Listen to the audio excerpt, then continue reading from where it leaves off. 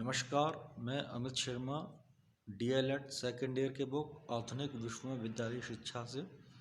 कल तक अपन ने वैश्वीकरण की जो आवश्यकताएं थी उसके बारे में अध्ययन किया था या महत्व के बारे में अध्ययन किया था। आज हम वैश्वीकरण की जो विशेषता है उसके बारे में अध्ययन करेंगे। वैश्वीकरण की जो सबसे पहली विशेषता जो निकल कर आती है वो ये है कि जो राष्ट्रीय अर्थव्यवस्था जो है वो काफ़ी ज़्यादा खुली हो चुकी हैं, अधिक खुली हो चुकी हैं और ज़्यादा उनमें संगठितता उत्पन्न हुई है। ओपन अर्थव्यवस्था या खुली अर्थव्यवस्था का मतलब है कि ऐसा कोई भी राष्ट्र जो अन्य राष्ट्रों के साथ बिना किसी रोक टोक के व्यापार कर सकता हो, उसको अपन खुली अर्थव्यवस्था कहते हैं। और दूसरी बात जो आती है, जो संगठित अर्थव्यवस्था की बात आती है, उसका मतलब ये है क्योंकि एक कंपनी अपनी आवश्यकताओं की पूर्ति के लिए अन्य दूसरी कंपनियां उसका सहारा लेती हैं, जिससे कि सभी कंपनियां एक दूसरे से संबंध स्थापित करती हैं। और ये जो स्थापना है, ये जो संगठन है, इसको अपन संगठित अर्थव्यवस्था कहते हैं। दूसरी अपन बात करते हैं, वैश्विक व्यापार में काफ़ी वृद्धि देखने को मिलती है। यहाँ वैश्विक व्यापार का मतलब है अंतर्राष्ट्रीय व्यापार, जिसमें समस्त राष्ट्र एक दूसरे राष्ट्रों के साथ अपने व्यापारिक संबंध स्थापित कर सके, उसको अपन वैश्विक व्यापार कहते हैं। काफ़ी देखने को मिल रहा है। एक राष्ट्र की व्यवस्था जब पूर्ण नहीं हो पाती स्वयं से, तो दूसरे राष्ट्र से सहायता लेनी पड़ती है, इसको अपन वैश्विक व्यापार कहते हैं। ये काफ़ी देखने को मिलता है। भारत में भी अपन कई सारी चीज़ें विदेशों से आयात करते हैं और कई सारी चीज़ें अपन विदेशों को निर्यात भी करते हैं। तीसरी अपन बात करते हैं विचार, प्रौद्योगिकी, सांस्कृतिक तत्वों का आदान प्रदान उच्चतर गति से इसमें देखने को मिलता है। विचारों का संप्रेषण, हमारे जो विचार हैं हम अपने विचारों को दूसरे राष्ट्रों तक पहुंचा सकते हैं। प्रौद्योगिकी, टेक्नोलॉजी की अपन बात करते हैं। जो भी टेक्नोलॉजी है उसको भी अपन दूसरे राष्ट्रों तक पहुंचा सकते हैं। यदि आजकल जैसे लॉकडाउन चल रहा है, कोविड-19 की जो मेडिसिन्स है वो अवेलेबल नहीं है, भारत के अंदर अवेलेबल थी, तो भारत ने उन मेडिसिन्स को अमेरिका और जर्मनी जैसे राष्ट्रों तक पहुंचाने की कोशिश की। पीपीई किट हैं वो भी भारत में अवेलेबल नहीं, तो भारत ने उन किट्स को दूसरे राष्ट्रों से खरीदा। तो ये प्रौद्योगिकी है। दवाइयों के अंदर और अपन क्या क्या कर सकते हैं, ये सारी चीज़ें, टेक्नोलॉजी के बारे में क्या क्या चीज़ हो सकती हैं, उनको अपन दूसरे राष्ट्रों से खरीद सकते हैं और दूसरे राष्ट्रों को अपन बेच भी सकते हैं।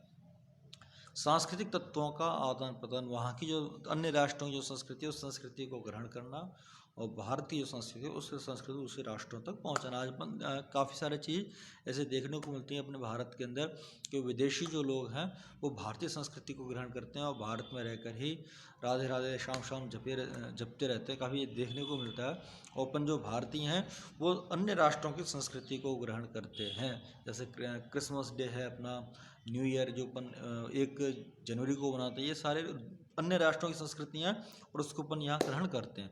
तो विचार का, संस्कृति का, प्रौद्योगिकी का आदान प्रदान वैश्वीकरण के अंतर्गत होता है। अंतर्राष्ट्रीय पूंजी प्रवाह में तीव्र गति देखने को मिलती है। अंतर्राष्ट्रीय पूंजी प्रवाह, एक राष्ट्र की पूंजी दूसरे राष्ट्र की में चली जाए, इस प्रकार का जो अंतर्राष्ट्रीय पूंजी प्रवाह ये काफ़ी देखने को मिलता है। ये इस प्रकार की अर्थव्यवस्था के अंतर्गत कोई भी जो राष्ट्र है उस राष्ट्र के अंदर जब कोई दूसरे देश की सामग्री बेचने के लिए आती है या दूसरे देश के लोग अपनी सामग्री को बेचते हैं तो वहाँ का जो पैसा वो दूसरे राष्ट्रों में चला आता है। और ये अंतर्राष्ट्रीय पूंजी प्रवाह और ये काफ़ी देशों में लगातार चलता आ रहा है।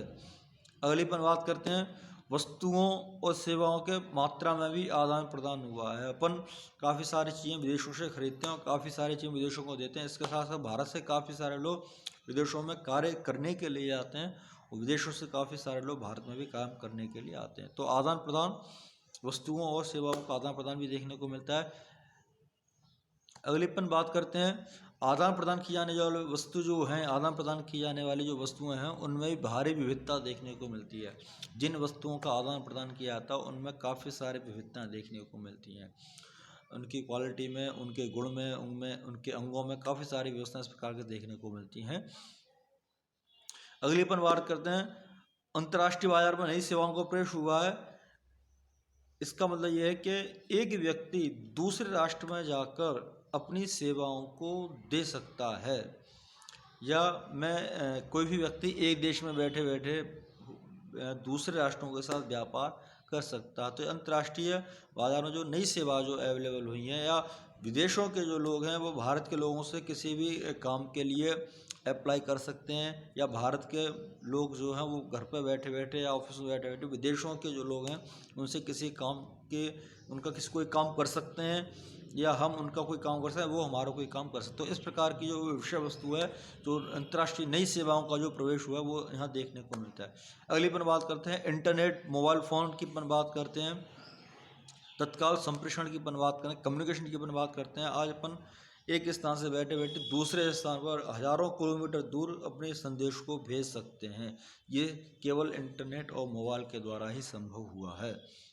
अगली पर बात करते हैं कि जहाँ घरेलू स्तर पर जो कई प्रकार के देश हैं, घरेलू स्तर पर जो उनकी आमदनी है वो काफ़ी बढ़ने को देखने को मिलती है।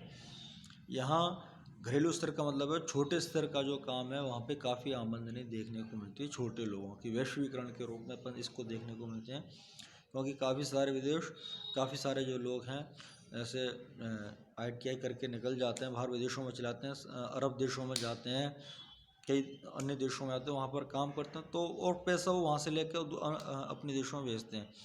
तो आर्थिक विकास का जो घटक है वो यहाँ देखने को मिल रहा है, और जो घरेलू जो स्तर है वहाँ आदमी के अंतर भी देखने को मिल रहा है, क्योंकि जैसे जैसे काम बढ़ता आ रहा है और वो काम की पूर्ति के लिए जैसे डिमांड होती है, सप्लाई के लिए भी काम भी बढ़ता आ रहा है, और सप्लाई जैसे जैसे होती है तो वो प्रॉपर नहीं हो पाती, तो छोटे लोगों को काम भी देना शुरू कर दिया जाता है और सप्लाई बराबर निरंतर चलती रहती है।